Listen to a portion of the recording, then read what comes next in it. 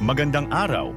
Sa video na ito, tatalakayin natin ang buod ng ika-8 kabanata ng El Filibusterismo ni Dr. Jose Rizal na may pamagat na Maligayang Pasko. Pag-aaralan din natin ang mga mahahalagang pangyayari, tauhan, tagpuan, talasalitaan, at aral, mensahe o implikasyon na matatagpuan sa kabanatang ito.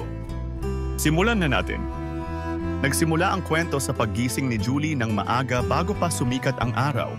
Inakala niyang nagmilagro ang birhen at hindi nasisikat ang araw, ngunit nang lumabas siya, nakita niyang patuloy pa rin ang pagbangon ng araw, malamig ang simoy ng hangin at tahimik ang kapaligiran. Habang naghahanda siya ng almusal, pinilit niyang maging kalmado at iniisip na hindi naman siya mawawala ng matagal at madalas siyang makakauwi upang bisitahin ang kanilang tahanan.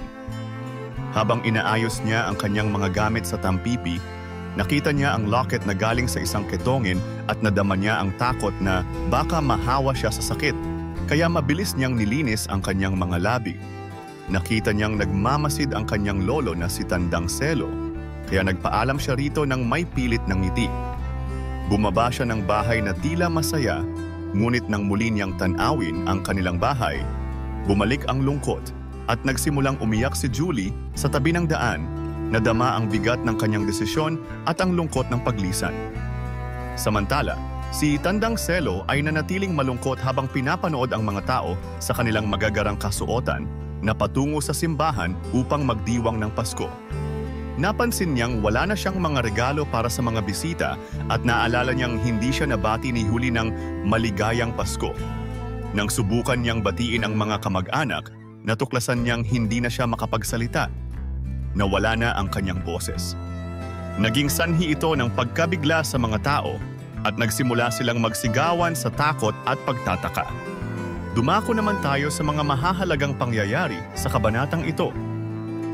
Nagising si Julie ng maaga at inakala niyang nagmilagro ang birhen, ngunit patuloy pa rin ang pagsikat ng araw. Naghanda siya ng almusal at nagplano na magtrabaho para sa kanyang pamilya. Habang inaayos ang kanyang mga gamit, nakita niya ang locket mula sa isang ketongin at natakot siya na baka mahawa sa sakit. Nagpaalam siya sa kanyang lolo, si Tandang Selo, na malungkot na nagmamasid sa kanya.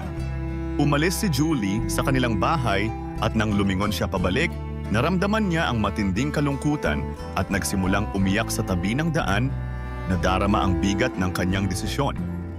Si Tandang Selo ay nanatiling nag-iisa at malungkot habang pinapanood ang mga tao sa kanilang magagarang damit na nagdiriwang ng Pasko. Ngunit nadama niya ang kawalan dahil wala siyang regalong maibibigay. Natuklasan ni Tandang Selo na nawalan siya ng boses nang subukan niyang batiin ang mga kamag-anak na bumisita. Nagdulot ito ng gulat at pagkabahala sa mga tao sa paligid niya. Mga mahahalagang tauhan. Huli, pangunahing tauhan sa kabanata, naglingkod siya sa ibang tahanan at balak umuwi ng tuwing makalawa para dalawin ang kaniyang lolo. Naghihintay siya ng himala mula sa birhen at nadismaya nang hindi makita ang hinahanap na salapi. Tandang Selo, ang lolo ni Julie na naiwan sa bahay, naguluhan sa pagkawala ng kanyang boses at naging pipi sa araw ng Pasko. Dumako naman tayo sa tagpuan ng kabanata. Ang tagpuan ng kabanata ay sa tahanan ni Julie at ng kanyang lolo Selo. Ngayon naman ay talakayin natin ang mga talasalitaan sa kabanatang ito. Tampipi, isang uri ng sisidlan o basket na ginagamit sa paglalagay ng mga gamit. Napipi, na wala ng kakayahang magsalita. At ngayon ay alamin naman natin ang ilan sa mga aral, mensahe o implikasyon na ipinakita sa nobela. Ang sakripisyo para sa pamilya ay madalas na nagdudulot ng personal na pighati, tulad ng ipinakita ni Julie na handang magtiis para matulungan ang kanyang mga mahal sa buhay. Ang paghihirap ng mga matatanda, tulad ni Tandang Selo, ay nagpapakita ng kawalan ng kalinga at suporta sa panahong sila'y mahina na isang refleksyon ng kahinaan ng lipunan sa pagpapahalaga sa kanila. Ang Pasko ay hindi laging masaya para sa lahat. Sa kabila ng kasiyahan ng ibang tao, may mga individual na nakakaranas ng kalungkutan at sakripisyo sa panahon ng pagdiriwang.